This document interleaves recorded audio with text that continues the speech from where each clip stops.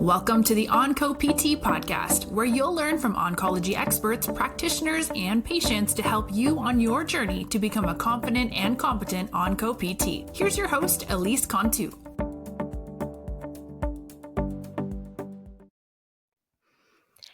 Hey Onco PT, and welcome back to this episode of the Onco PT podcast. We are kicking off our APTA CSM preview episodes here on the Onco PT podcast, and I'm so excited to have this very dynamic panel joining me today. So I'm just going to go around the screen as I see it right now. First up, we've got Dr. Jimmy McKay of PT Pintcast. Hi, good morning, good afternoon, and good night, depending on where you are. I love it. And then next is Dr. Adam Matichak. Good morning, early morning out here on the West Coast. You're a real trooper, Adam. I really appreciate you showing up so early. And then Dr. Rebekah Griffith. Good morning. I think nothing says time is a construct like the fact that we're all in different time zones, but we're all here together. I love it. Now, each of these amazing speakers have been on the Onco PT podcast previously, but we have them all here together because they are presenting a very cool and innovative session at this upcoming CSM in Houston 2025, which is called Watch Your Mouth, Improving Therapeutic Alliance Through Effective Communication. Now, first of all, what was the inspiration behind this topic? So I think because of COVID and a lot of schools going to virtual and like just my being a CI and taking students through COVID and put like this whatever weird post kind of COVID era that we're in now, I noticed that students had a really hard time interacting with patients one-on-one. And so that was kind of the impetus for this is just like, how do we make students better communicators with their patients, with each other, with the rest of the interdisciplinary team. So I just put out this call on Twitter, like, hey, I have this idea. And I got a ton of responses. And luckily, these two other wonderful people here decided to collaborate with me on this project. So I would love to hear why they decided to join me in this endeavor. Yeah. Well, I think for me, it's because working in the emergency department, words matter. And establishing therapeutic alliance has to happen instantaneously, right? Like I don't have 3 to 6 sessions to get somebody to like me. I need them to trust me right now. And if they don't, we're not really going to make it very far. And words just really matter, and how you approach patients matters. And words aren't the only piece of that. So we're talking about watch your mouth, but really it's not just that. It's about communication as a whole. Yeah, I mean, my previous background was communications, journalism, marketing before becoming a PT. So like, yes to all of these ideas, right? And what hurts me the most is when you have a very smart person, but that message is being either lost in translation or it's being assumed that it was received. You spend all this time, effort, money, energy gaining this information that could help the person in front of you, but the distance, the figurative distance between you is the place where it gets lost. And that's where it sort of hurt me and said like, wow, what if we could improve this? So I usually give healthcare professionals a little grace by saying, well, maybe there's room for improvement, right? You're not bad at this. There's just room for improvement because you were never really taught this. But then I give them a little bit of tough love where I say, it's on you to find a way to improve this. You can't just say, well, I wasn't taught. So I'll give you grace in saying you weren't taught. But now I need to say you need to own that and improve this. And you need to be proactive in that because it might not have been in the syllabus, but it sure is in the job description. 100%. And I really love that y'all are already talking about too, not just the sending of the message, but also the receiving and the interpretation of the message. I mean, That's the other half of communication. I think we, maybe as healthcare professionals, maybe as PTs, we think we do a good job of sending the message. And maybe we do, maybe we don't, right? Like Jimmy said, maybe we don't. But that other half, I think, is a lot of times what gets missed so much or just straight up botched altogether. So when you think of effective communication to improve the therapeutic alliance, what does that kind of feel like or look like in your own practice or interactions with patients and clients? Yeah, I think the big thing is really meeting patients where they're at. I know, Elise, you and I have talked about this a lot, and just had a great presentation at your conference on trauma-informed Yeah. care and kind of, bringing our humanity to the profession. And so, right, like my background as an acute care oncology specialist, Rebekah's experience in the ED, right? Like we're dealing with people that are going through traumatic experiences, through very stressful experiences. And we need to be able to like not speak to them as this medical professional, but get to their level as a person and be able to kind of make our words stick with them. I think one of my favorite things that Jimmy says, if he kind of calls BS on the, like nobody cares how much you know unless they know how much you care. But it's up to us to, kind of demonstrate that and prove that to the patient that's in front of us that, it's not that, I care about you because I'm here to help you. It's, I care about you because I'm a person, you're a person, let's make this work.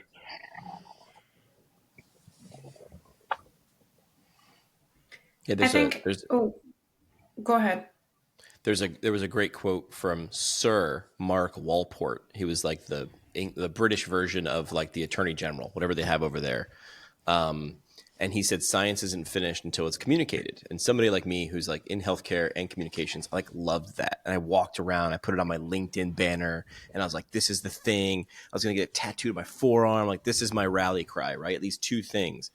And then about a month in, I remember I was sitting there reviewing it and saying, science isn't finished until it's communicated. I'm like, actually, I'm going to one up Sir Mark Walport because I don't think that's complete. I think science isn't finished until it's understood, right? And it sounds like I'm just getting cute with words. And maybe I am, but maybe I'm not. So here's what I mean. Here's why I wanted to one up Sir Mark. The idea was if you stop at what he said, which is science isn't finished until it's communicated, I can walk into a room with a patient, say a bunch of stuff, I've communicated, and I'm done. When I don't think that that's actually the case. I think if you move the goalpost a little bit in a good direction is my job is to stay there or to try different ways to get that message to go in your brain so you understand it. So science isn't finished until it's understood. Let me give you like a cheeky example too. I've never been a third grade teacher, but I could be the most efficient third grade teacher ever. I'd be done in 3 weeks, man. I could rip through that syllabus in like 3 weeks. I'd go 100 miles an hour, right? I'd have a room full of third graders looking at me like I have no idea what you just did for the last 3 weeks, but I'm 8 months shy, right? I did it. I've communicated the syllabus. I flung it at you at 100 miles an hour. I've got a bunch of 8-year-olds staring at me like they have no idea because that's not the actual job. The job isn't to just communicate. It's to look at each one of those kids. I'm assuming, right? I'm not a teacher, but my guess is some of these kids are going to get some stuff faster, some a little bit slower, and then it's going to switch. These kids are going to get it faster and slower. My job is to read, recognize, and change how I'm communicating or teaching it because my job is to make sure they at least understand what I'm saying. And then I actually give healthcare providers a little bit of grace.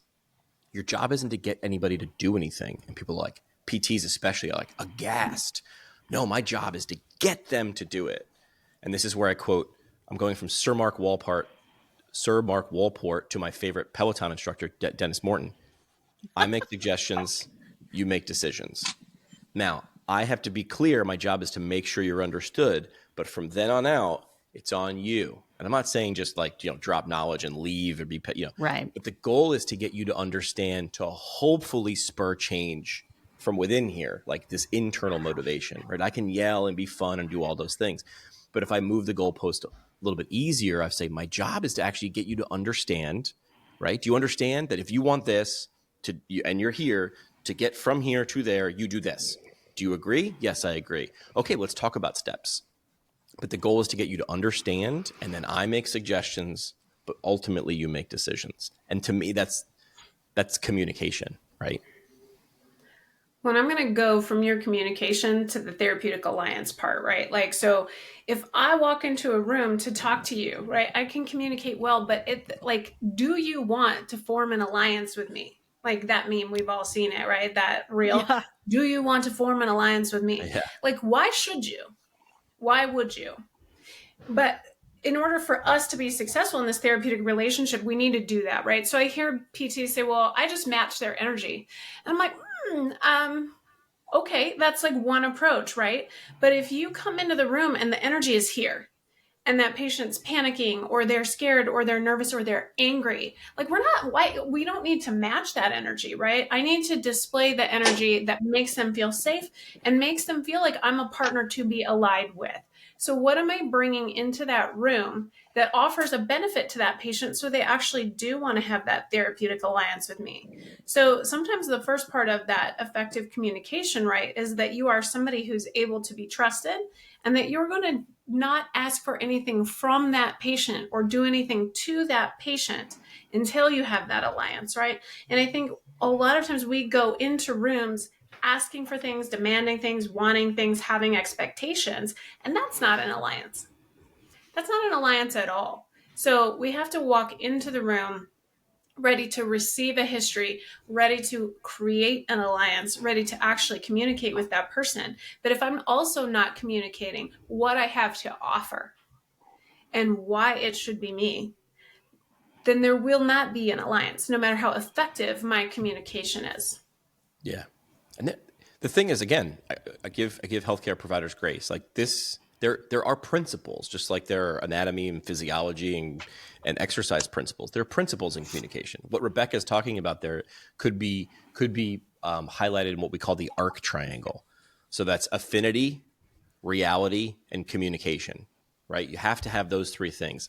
I'll go through them real fast. I promise I'm not trying to dominate the conversation. Affinity, what Rebekah was talking about, like, do you think you have the ability to like me? I mean, we've run into people as soon as the person walks in the room, you're just like, this ain't happening, right? Okay, maybe time for a different provider, right? So affinity, like, do you have the ability to like me or to have affinity towards me? Reality, are we on the same page, right? And what I mean by there is, like, you can't be expecting the impossible, because if we are worlds apart, we cannot make a plan together. If you're saying I want to be able to have a 60-inch vertical, and you're like, but you haven't been able to walk for 3 weeks, it's like, okay, like, yes, but maybe in a longer time frame. So that's reality. Are we on the same plane of existence here? And then communication, the ability to communicate back and forth, has to be able to occur. If you have those three things, you have the chance to build that relationship. If you're missing one, this is where 2 out of 3 is bad. If you're missing one, it's probably not going to work. But never having this framework, you might not, as a healthcare provider, you might be sitting there like, I don't get it. This person's not, patient is non-compliant. Okay, let's go backwards. Affinity, reality, communication. Well, I said it. Okay, what'd you say? Let's review. What did you say? Oh, you spoke at a level that you might talk to a colleague. They didn't get it, man. They had affinity, wanted to. You were on the same page, but okay, but how about reality? Yeah, she's talking about doing this, and I don't think that's possible. So you can work backwards and figure out where the communication broke down.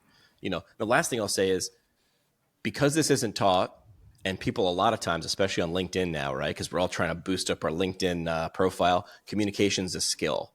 Well, just like PT, just like anything, you can have 1 year experience 20 times, never improving.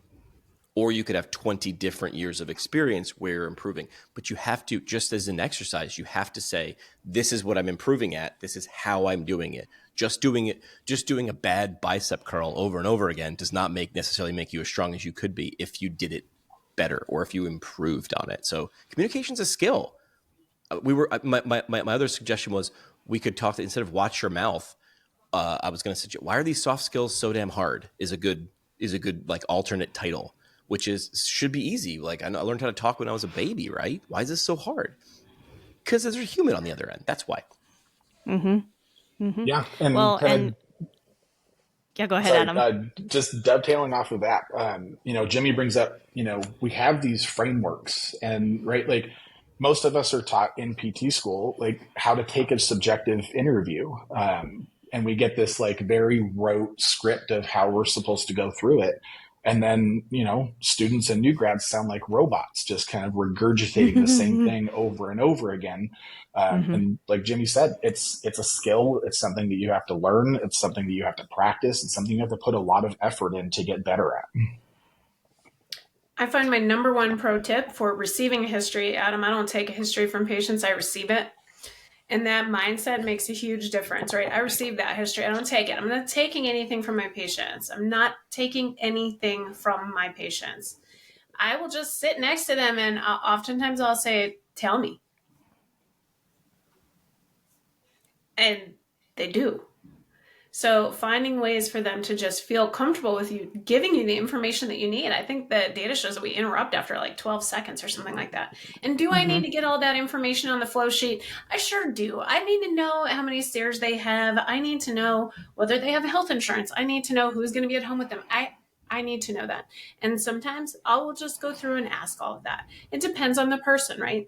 But if you walk into a room with a patient who is not ready to give you anything, asking them and then receiving it is I find sometimes it's just the best way to move forward. I like to tell onco PTs, because that's who I usually talk to. If you will shut up long enough, people will usually tell you what they're experiencing, because you're right. Like, we have a tendency to interrupt our patients. I mean, the data is there. Like, this is not me pulling, numbers out of my ear. These are researched facts on how much we have a tendency to just interrupt our patients to redirect the flow. And I think it was genuinely Adam who was one of the first people to really call attention, I think, in the onco PT space, of just how bad we are at doing this. But again, going back to what Jimmy has said multiple times in this interview already, grace, right? We get some space, because this was not something that we necessarily practiced over and over again like we did with our transfers, with our, mobilizations, etc. Yeah. But this is the other half of PT, right? We have the hard skills that we learn in PT school, but then we have these, quote, soft skills, the communication, the meeting patients where they're at, like we've talked about multiple times here, that really make PT what it is and what it should be for our patients. And I'd really like to go back to what Rebekah said previously, which is, I need my patients to, I need to be able to establish that therapeutic alliance with my patients within, a couple seconds or minutes of walking in that door, because in acute care, in the emergency department, you only have so much time with your patients.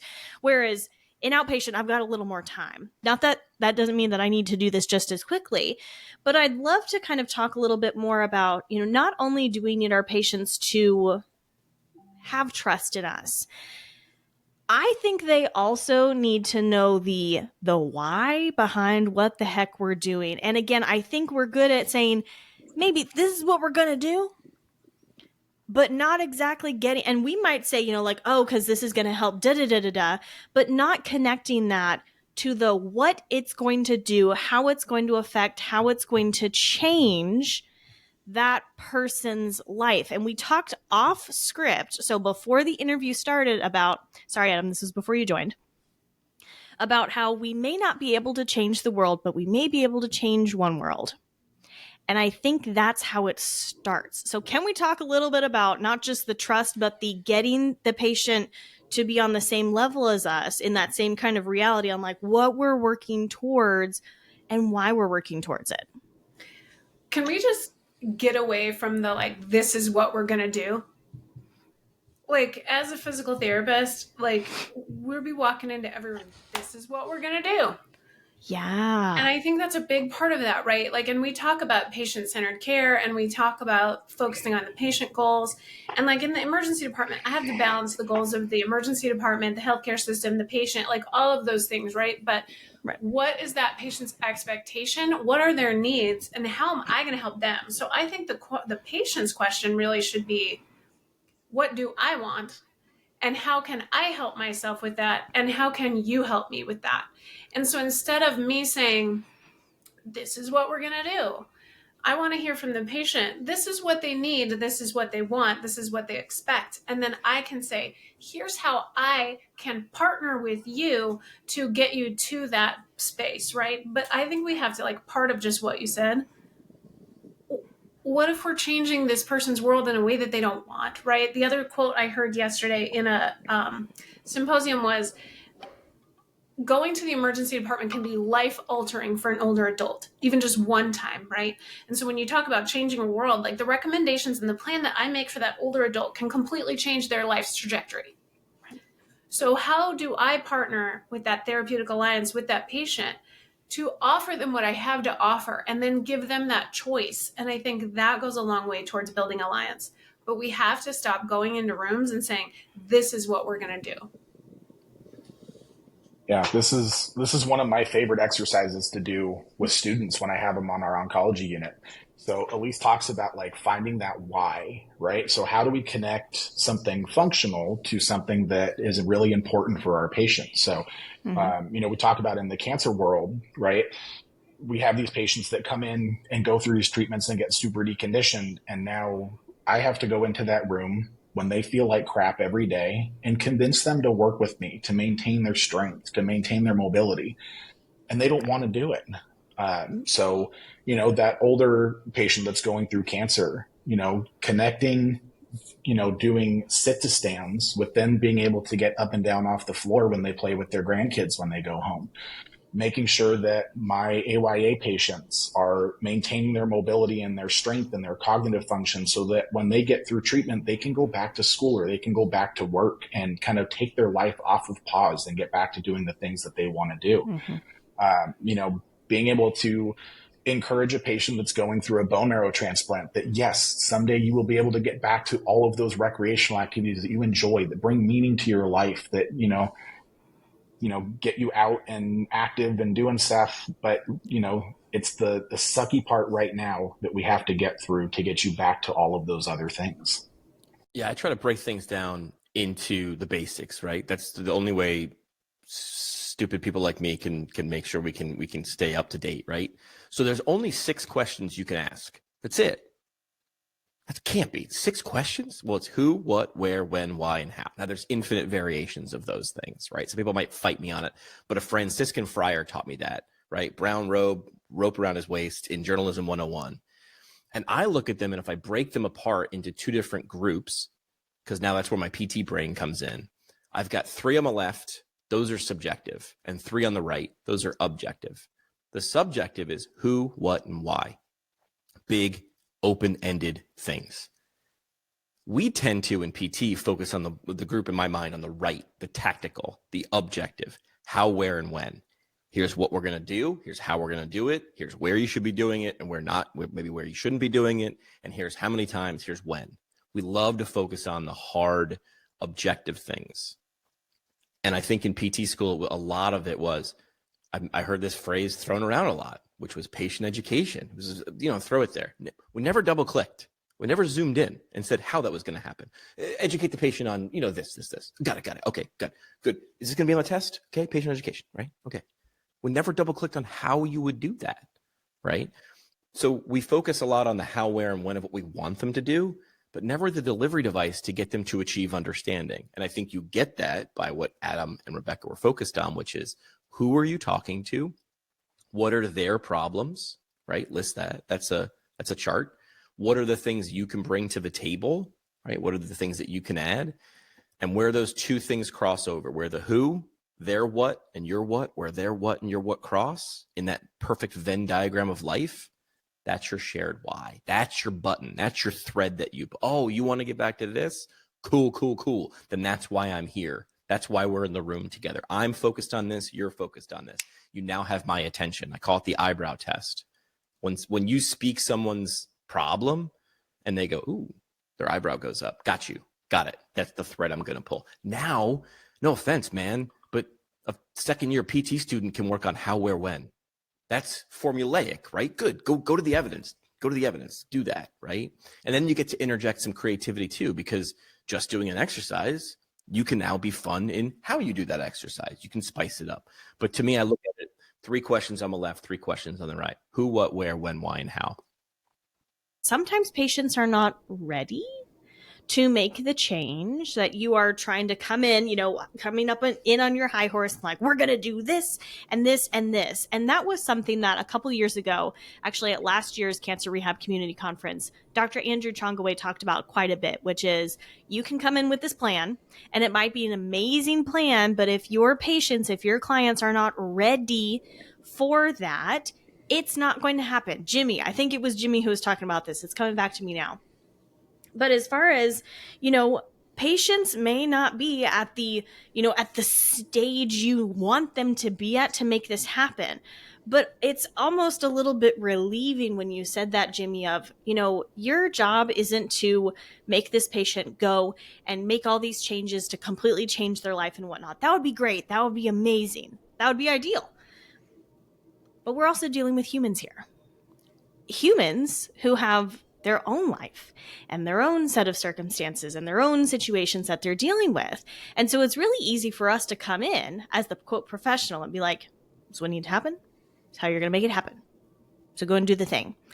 And that's not always the case, especially I think in, the emergency department and inpatient oncology. That's just not how things happen. That's not how things happen in, the world, in oncology, in outpatient, and anywhere else. But I think we have to get over our own ego. And I did steal that from Adam's presentation this past weekend at this year's Cancer Rehab Community Conference. I feel like we walk into a room, right? We've assessed the problem and we're like, here's the solution. It's that easy. And then the patient's like, looks at that and they weigh the cost benefit of that, they weigh what they would need to put into that, and then sometimes they decide no, like it's not worth that, right? Or no, that's not something I'm going to do. And other times they might think, I would love to do that, but there's no way I'm going to be able to do that, right? And I think about myself with that too. Like, would I like to be this like 100% healthy person who follows every recommendation? Yes, I would. But I also have 3 kids and like 4 jobs, and like my life is not set up in a way that I'm going to get to bed at the same time every day, and then I'm going to drink 18 glasses of water, and I'm going to get all my protein in, and I'm going to meet all of the exercise guidelines every single week, and I'm going to have time for myself and my hobbies, and make sure I'm connecting with friends and family on a regular basis and meditating every time I'm in the elevator, right? I would love to be able to do all of that, but to me that sounds impossible and not like something I can do or am willing to do. And when we walk into a patient room and we're like, here's the solution, and we haven't looked at that patient's life at all, that patient's like, what are you talking about? That's not a solution. That's just another problem.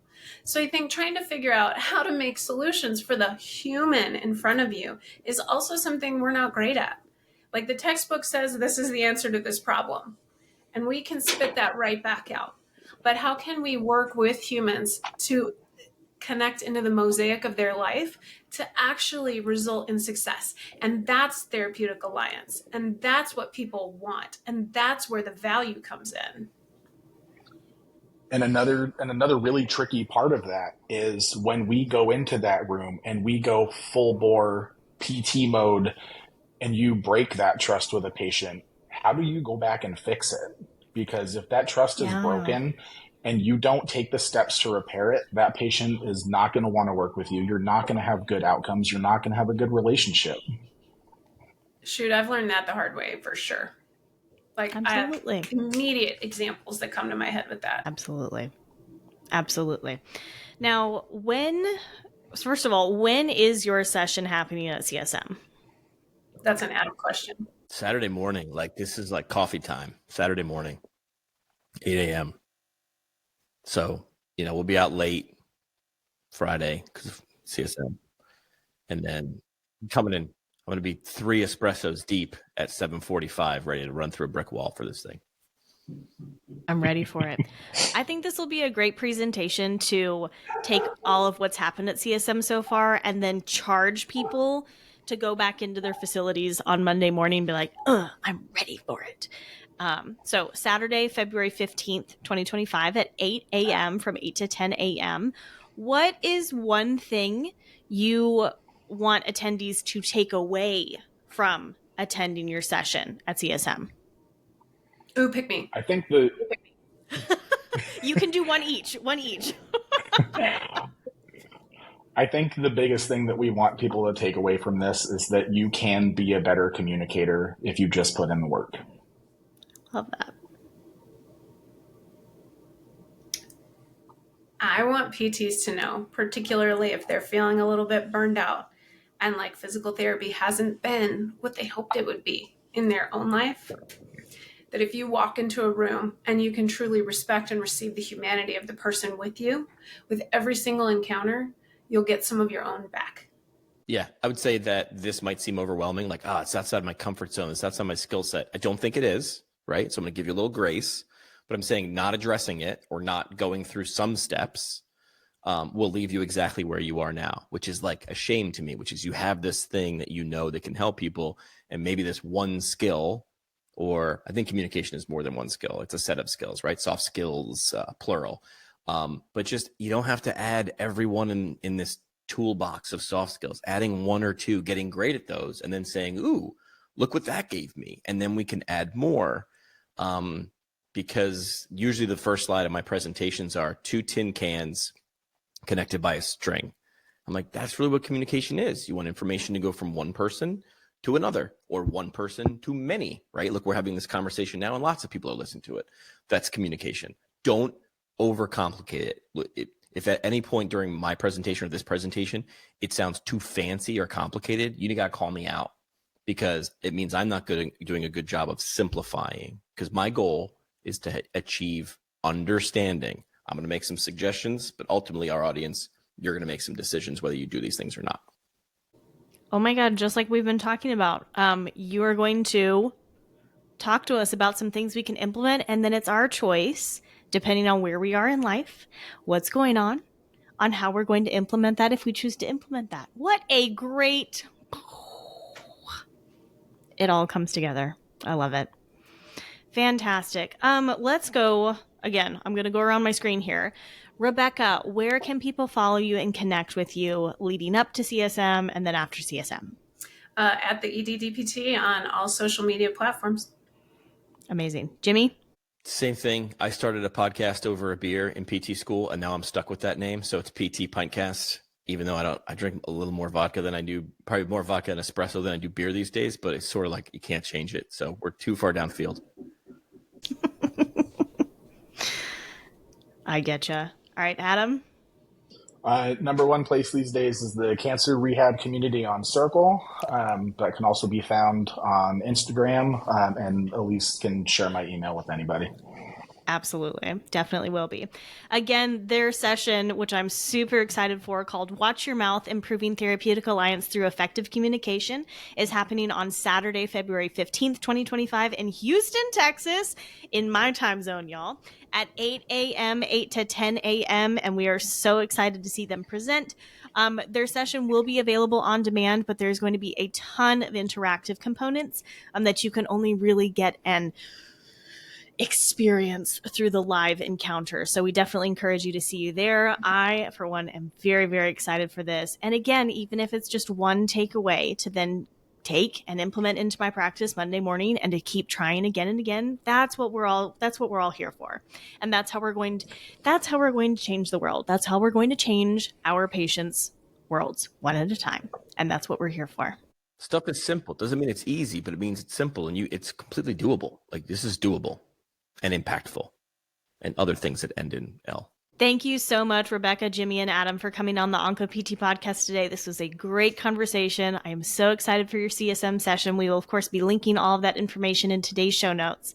But until next time, this is Elise with the OncoPT. And remember, you are exactly the physical therapist that your patients with cancer need. So let's get to work. Thank you so much for listening to this episode of the OncoPT podcast. If you'd like to help support the podcast, please share it with others, leave a rating and review, or support us on Patreon.